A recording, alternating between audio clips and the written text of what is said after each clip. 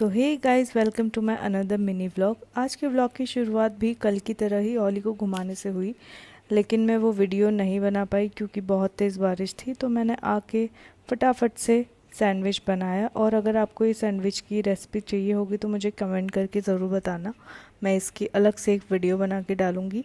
नाश्ता करके मैं घर का काम निपटा ही रही थी कि मेरी फ्रेंड का फ़ोन आ गया कि यार आज मौसम बहुत अच्छा हो रहा है, तो चलो क्यों ना पनीर के और प्याज के पकोड़े बनाते हैं। तो मैं फटाफट से नीचे गई, जब तक वो पनीर और प्याज काट रही थी, तैयारी कर रही थी। तो मैंने जब तक सिम्बा के लिए खाना मैश किया और उसको खाना देने के लिए चली गई। तो वो बहुत ज़्यादा ही एक्साइटेड हो गया था, और जब मैंने उसको खाना दिया, उसकी खाने की स्पीड, ओ माय गॉड, बहुत ज़्यादा ही फास्ट थी। बहुत ज़्यादा एक्साइटेड हो जाता है खाना देख के। तो सिम्बा को खाना देने के बाद मैंने की पकौड़ी बनाने की तैयारी, और मैंने इसमें बेसन, मिर्चा वगैरह, मसाले वगैरह डाल के सब कुछ प्रिपेयर कर लिया, और उसके बाद इनको फ्राई किया। देख के तो बहुत ज़्यादा ही अच्छे लग रहे थे।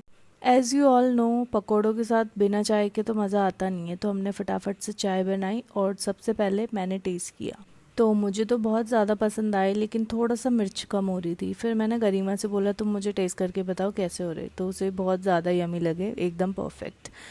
पकौड़ी खाने के बाद हमने किया थोड़ा रेस्ट। उसके बाद मैं चली गई बाहर मौसम का हाल देखने की कैसा हो रहा है। तो फिर मौसम बहुत बढ़िया हो रहा था, एकदम घूमने लायक। तो मैंने अपनी फ्रेंड को फ़ोन किया और मैं तैयार होकर पहुंच गई नीचे। तो मैंने इनसे बोला चलो थोड़ा सा घूम के आते हैं। तो फिर मेरी फ्रेंड भी रेडी होके आ गई और हम लोग निकल गए घूमने। फिर मैंने पूछा गाड़ी में चलोगे या स्कूटी में, तो उन्होंने कहा गाड़ी में चलेंगे। मैंने कहा चलो फिर स्कूटी में चलते हैं।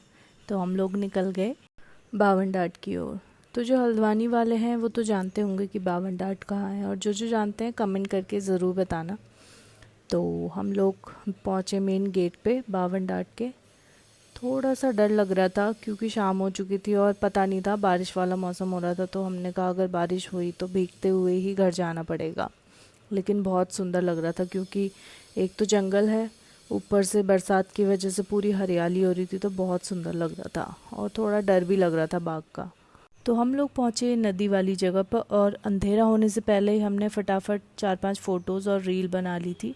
फिर हम पहुँचे घर, और घर पहुँचते ही मेरे बच्चे को भूख लग गई थी। तो मैंने उसके लिए बनाया रोटी चावल और उसे दिया दही के साथ। ओली को खिलाने के बाद फिर मैंने हमारे लिए खाना बनाया, लौकी की सब्ज़ी बनाई, रायता बनाया और रोटी बनाई। फिर हम लोगों ने खाया और थोड़ा नेटफ्लिक्स देखा। उसके बाद हम लोग भी सो गए। तो आज का व्लॉग आप लोगों को कैसा लगा कमेंट करके ज़रूर बताइएगा। Bye bye.